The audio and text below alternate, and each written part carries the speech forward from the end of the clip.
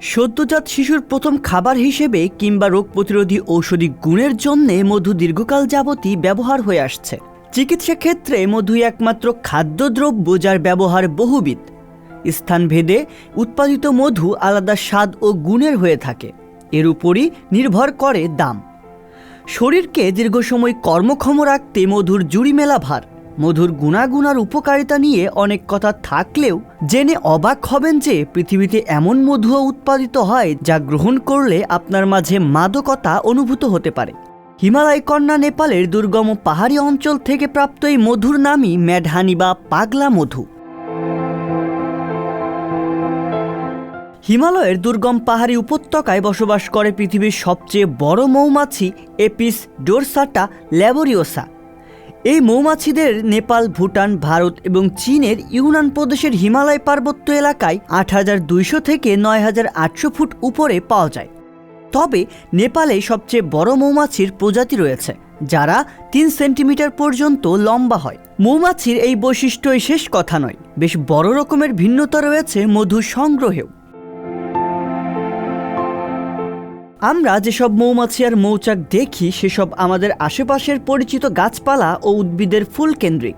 তবে নেপালের এই বিশেষ প্রজাতির মৌমাছি মধু সংগ্রহ করে রডোডেনড্রন নামের গাছের ফুল থেকে।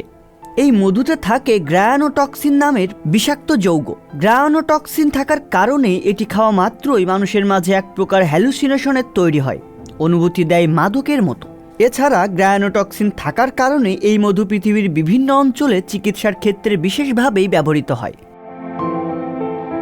পাগলা মধু বা ম্যাডহানি বছরে সংগ্রহ করা হয় মাত্র 2 বার, আর এই মধু যে কেউ চাইলেই সংগ্রহ করতে পারে না। হিমালয়ের দুর্গম পাহাড়ি অঞ্চল অন্নপূর্ণা পর্বত শ্রেণীর পাদদেশে কুলুং উপজাতির বসবাস।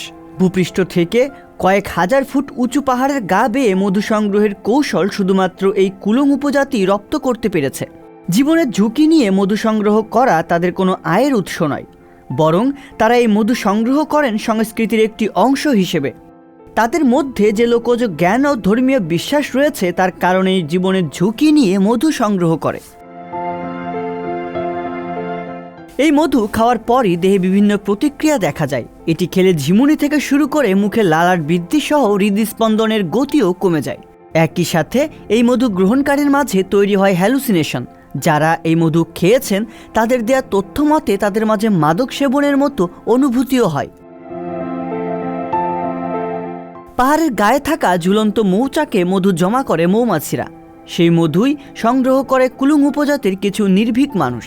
প্রতি মৌসুমে মাত্র 3 দিনের ব্যবধানে সংগ্রহ করা হয় প্রায় 100 থেকে 200 গ্যালন পাগলা মধু। মধু সংগ্রহের পর তা নিয়ে আসা হয় কুলুং উপজাতিদের গ্রামে। তবে বহির্বিশ্বে এই মধুর উচ্চ মূল্যের বিষয়ে সম্পূর্ণ অজ্ঞাত কুলুং উপজাতি। এই মধু সম্পর্কে জানা ব্যক্তিরাই কুলুং উপজাতির থেকে মধু সংগ্রহ করে বাইরের বাজারে বিক্রি করে। রিয়াজুল ইসলাম, সংবাদ প্রকাশ। সংবাদ, ফিচার ও অনুষ্ঠানের জন্য ভিজিট করুন সংবাদ প্রকাশের ওয়েবসাইট এবং যুক্ত থাকুন ফেসবুক পেজ ও ইউটিউব চ্যানেলের সঙ্গে।